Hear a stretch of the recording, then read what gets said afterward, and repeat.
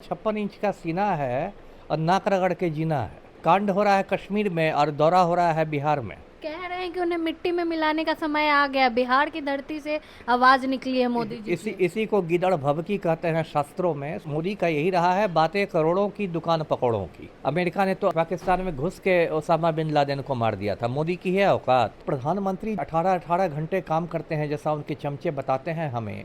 तो ये किसके लिए काम हो रहा है? मोदी जी अब बहुत हुआ। आप पहले चाय बेचते थे, आप हैं ही चाय बेचने लायक आदमी। जो दूसरे खलनायक है पहलगाम कांड के, वो गृह मंत्री हैं तड़ी पार अमित शाह। इनका तो यही काम रह गया है कि उस राज्य में सरकार गिराओ, उस राज्य में सरकार गिराओ, वहां जाके विधायक खरीदो, वहां जाके विधायक खरीदो। कश्मीर से धारा 370 हटाई गई थी, आर्टिकल 370। तब कहा गया था कि अब तो कश्मीर में एकदम सब कुछ ठीक हो जाएगा। हमने तो नेहरू जी की गलतियों को सुधार दिया। और देखिए, गोदी मीडिया को भी चुल्लू भर पानी में डूब मरना चाहिए पहलगाम कांड के बाद। ये जो गोदी मीडिया में मोदी जी के दलाल लोग बैठे हुए हैं, पत्रकार लोग, ये देशवासियों को कहते हैं कि मोदी जी का तो ऐसा डंका बजता है कि एक फ़ोन कॉल में यूक्रेन का युद्ध रुकवा देंगे। तो जो यूक्रेन का युद्ध रुकवा सकते हैं मोदी जी, उनसे अपना देश नहीं संभल रहा है। 22 अप्रैल को पहलगाम में जो है एक आतंकी हमला होता है, कई लोगों की जो है जान चली जाती है। इन्हीं सब मुद्दों पे बातचीत करने के लिए हमारे साथ पूर्व आईपीएस अमिताभ दास जी हैं। सर, क्या कुछ सोचते हैं इसके बारे में? क्या देश सुरक्षित हाथों में नहीं है? देखिए, ये जो पहलगाम में आतंकी हमला हुआ है बहुत दुखद है। और अब मेरा मानना है कि मोदी जी को इस्तीफ़ा देकर दोबारा चाय बेचनी चाहिए। मोदी जी देश के सबसे नकारा प्रधानमंत्री साबित हुए हैं, सबसे कमज़ोर, सबसे विफल, जो सिर्फ बातें बनाते हैं और काम कुछ नहीं करते हैं। अब मैं दर्शकों को याद दिलाऊं कि 2016 में मोदी जी ने नोटबंदी लाई थी और तब बहुत ढोल नगाड़ों के साथ उन्होंने कहा था कि इससे तो आतंकवाद की कमर टूट जाएगी। अभी 2025 है, 9 साल बीत गए, आतंकवाद पर कोई असर नहीं पड़ा है। तो अब भी तो मोदी जी जनता के सामने माफ़ी मांग ले कि भाई मैंने नोटबंदी जो की थी उससे सिर्फ आम आदमी को दिक्कतें पेश आई, आतंकियों का कुछ नहीं बिगड़ा। इसी तरह जब कश्मीर से धारा 370 हटाई गई थी, आर्टिकल 370, तब कहा गया था कि अब तो कश्मीर में एकदम सब कुछ ठीक हो जाएगा। हमने तो नेहरू जी की गलतियों को सुधार दिया, लेकिन हुआ कुछ नहीं। अभी देखिए, 2019 में कश्मीर में ही पुलवामा हमला हुआ था। उसमें सीआरपीएफ के 40 जवान शहीद हो गए थे और उसके बाद आज तक पुलवामा हमले की जांच रिपोर्ट सार्वजनिक नहीं की गई है। देश को अंधेरे में रखा गया है कि क्या गलतियां थी, क्या लापरवाहियां थी, किनसे चूक हुई। उस समय जो गवर्नर थे कश्मीर के, सतपाल मलिक, उन्होंने बार बार ऐसे बयान दिए हैं जिससे मोदी सरकार कटघरे में खड़ी हुई है। उन्होंने कहा है कि विमान मांगा जा रहा था, हवाई जहाज़ मांगा जा रहा था, लेकिन सड़क मार्ग से जाने दिया गया और जवानों को और इतना बड़ा हादसा हुआ। पुलवामा हमले में 350 किलो आरडीएक्स का इस्तेमाल हुआ था। आरडीएक्स एक खतरनाक विस्फोटक होता है।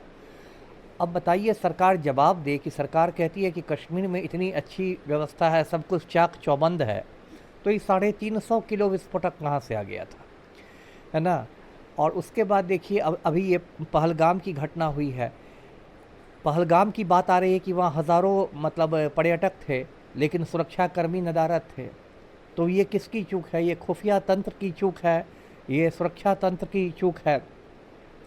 तो प्रधानमंत्री दिन रात 18-18 घंटे काम करते हैं जैसा उनके चमचे बताते हैं हमें। तो ये किसके लिए काम हो रहा है? ऐसा लगता है कि सिर्फ ये गौतम अडानी के लिए 18-18 घंटे डेली काम कर रहे हैं मोदी जी। देश की सुरक्षा से तो कोई मतलब नहीं रह गया है। अब मोदी ने इस देश की सेना को बर्बाद करके रख दिया है। सेना में नियमित बहाली ख़त्म हो गई है। अब सेना में सिर्फ अग्निवीरों की बहाली हो रही है, और अग्निवीरों की बहाली हो रही है और उनको 4 साल के बाद फिर पकौड़े तलने के लिए हटा दिया जाता है। तो देश की सेना बिल्कुल खोखली हो गई है। पूरा मनोबल टूट चुका है सेना का। जो दूसरे खलनायक है पहलगाम कांड के, वो गृह मंत्री हैं तड़ी पार अमित शाह। अब ये तो गृह मंत्री की कोई ड्यूटी करते नहीं हैं। इनका तो यही काम रह गया है कि उस राज्य में सरकार गिराओ, उस राज्य में सरकार गिराओ, वहाँ जाके विधायक खरीदो, वहाँ जाके विधायक खरीदो, वहाँ शिवसेना को तोड़ दो, वहाँ एनसीपी को तोड़ दो। ये देश के गृह मंत्री का काम है। आंतरिक सुरक्षा का जिम्मा होता है गृह मंत्री पर, वो आप जिम्मा नहीं ले रहे हैं। आप दिन रात माफियागिरी में लगे हुए हैं, चाणक्य बनते घूम रहे हैं, ऑपरेशन लोटस में लगे हुए हैं, और अब घड़ियाली आंसू बहाने आप जा रहे हैं कश्मीर। और तीसरे खलनायक जो हैं वो राष्ट्रीय सुरक्षा सलाहकार हैं अजीत डोभाल, जो आईपीएस अधिकारी हुआ करते थे कभी। चमचागिरी करके राष्ट्रीय सुरक्षा सलाहकार बन गए, उनको कैबिनेट मंत्री का दर्जा है और उनके बारे में ऐसा दिखाया जाता है कि जेम्स बॉन्ड के परदादा हैं, एक से एक कारनामे उन्होंने किए हैं। तो अभी कहाँ चले गए अजीत डोभाल। और देखिए, गोदी मीडिया को भी चुल्लू भर पानी में डूब मरना चाहिए। पहलगाम कांड के बाद ये जो गोदी मीडिया में मोदी जी के दलाल लोग बैठे हुए हैं, पत्रकार लोग, ये देशवासियों को कहते हैं कि मोदी जी का तो ऐसा डंका बजता है कि एक फ़ोन कॉल में यूक्रेन का युद्ध रुकवा देंगे। तो जो यूक्रेन का युद्ध रुकवा सकते हैं मोदी जी, उनसे अपना देश नहीं संभल रहा है। और सिर्फ कश्मीर की बात क्यों करें, मणिपुर को देखिए।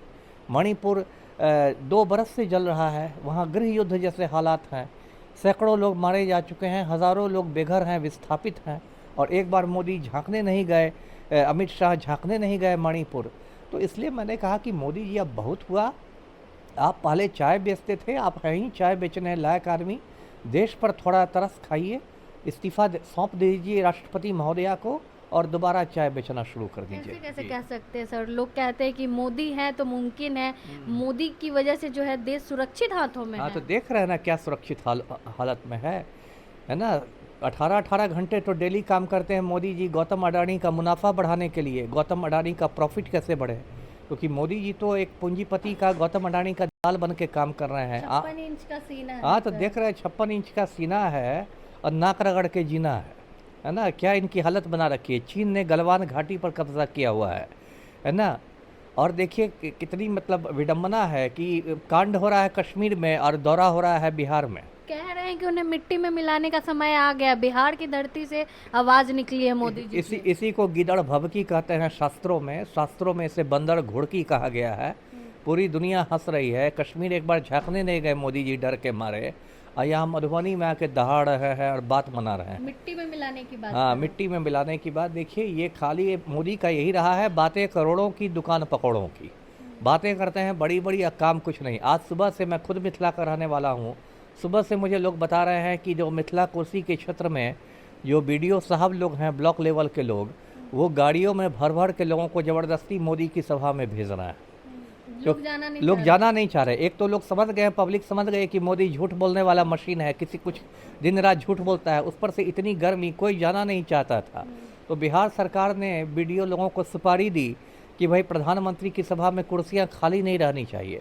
तो सुबह से जगह जगह से मुझे फ़ोन आ रहे हैं, सुपौल से, सहरसा से, अलग अलग ज़िलों से, मधुबनी से, कि वहाँ पर गाड़ियों में भर भर के पब्लिक को मोदी जी की सभा में भेजा जा रहा है। तो ऐसी जो भीड़ हो, जिसके लिए BDO साहब को लगना पड़े भीड़ जुटाने के लिए, समझिए कितना बड़ा फरेब हो रहा है देश में, कितनी बड़ी नौटंकी चल रही है। कड़े कदम भी उठाए गए हैं सर भारत सरकार की तरफ से 48 घंटों के अंदर में, जो कि वो सब बात बनाने की है। ये सब बात बनाने की क्या कड़े कदम। आप, अमेरिका ने तो पाकिस्तान में घुस के ओसामा बिन लादेन को मार दिया था। मोदी की है औकात पाकिस्तान में घुसने की? है औकात? क्या कड़े कदम उठाएंगे, है ना। इनके पास, इनकी हिम्मत ही नहीं है। नरेंद्र मोदी ने सरेंडर मोदी है, और सरेंडर मोदी से देश की जनता को कोई उम्मीद ही नहीं करनी चाहिए। एक पानी रोकने की बात कि पाकिस्तान को पानी नहीं देंगे, वो सबसे देखिए कुछ नहीं होने वाला है ना। ये सब बात खाली आप आम पब्लिक को उल्लू बनाने के लिए कह सकते हैं। ये सिंधु नदी जो है, मोदी का भूगोल लगता है कमज़ोर है, भूगोल की पढ़ाई इन्होंने बचपन में ठीक से नहीं की।